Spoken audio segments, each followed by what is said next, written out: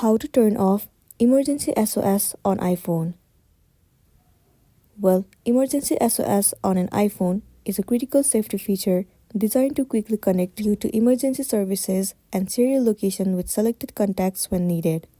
By pressing the side button along with the volume button, you can initiate an emergency call to local services even if the phone is locked.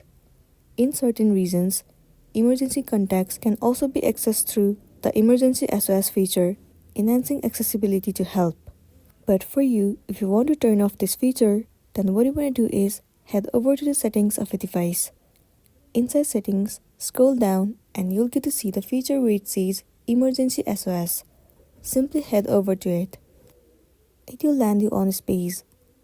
Now, in order to disable Emergency SOS, what you want to do is you have to toggle off the button of the feature where it says Call with Hold and Release. Once it has been toggled off, the Emergency SOS feature will be turned off successfully, and then you'll be good to go. So that's all for today, and this is simply how you can turn off Emergency SOS on iPhone. Make sure to smash the like button and consider subscribing if you found this video helpful. We'll see you in the next one.